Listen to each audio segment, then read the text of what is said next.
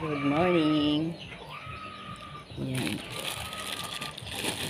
Sinamahan ko po yung aking anak, guys. Namili po kami ng kaunti. Nagpapaluto po kasi siya ng pansit. Yan. Pansit, kanton, bihon. Pera po ito. Akin to. Sa lola nyo to. Bumili ako ng pipino. Gusto ng lola nyo ang pipino. Yan, guys. Bumili kami ng mga pansit. Saka yung mga ricado. Saka ito po. 2 kilong manok. May dadating daw po siyang bisita, guys. Yung mga engineer niya sa ano. Yung mga engineer nila sa trabaho. Magsuswimming. Kaya nagpapaluto po ng pang-ulam. Siya na ang magluluto ng kanin nila. Saka po ito, mga pangrikado sa manok, pangrikado sa pansit. Ayan po, guys. Oh. Repolyo. Ayan.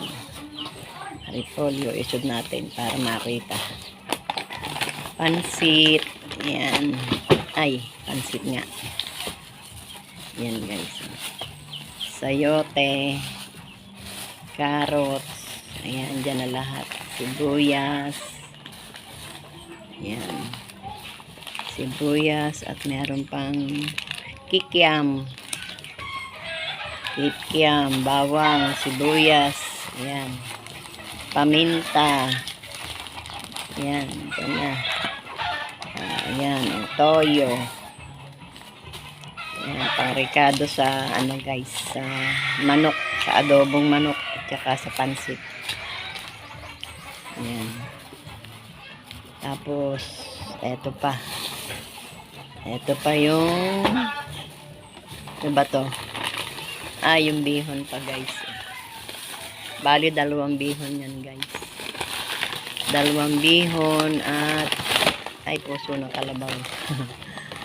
2 bihon at saka kanton. Parang iba itong bihon na to, ah. No? Lagayan mo tayo ba dyan? Ha? Lagayan. Lagayan lang. Ito kasi ano, oh, hobby, bihon. Itong isa, ano, bagay, okay na, sabi nga, lalagyan lang ang nagkaiba. Super cute. Bihon. Yan.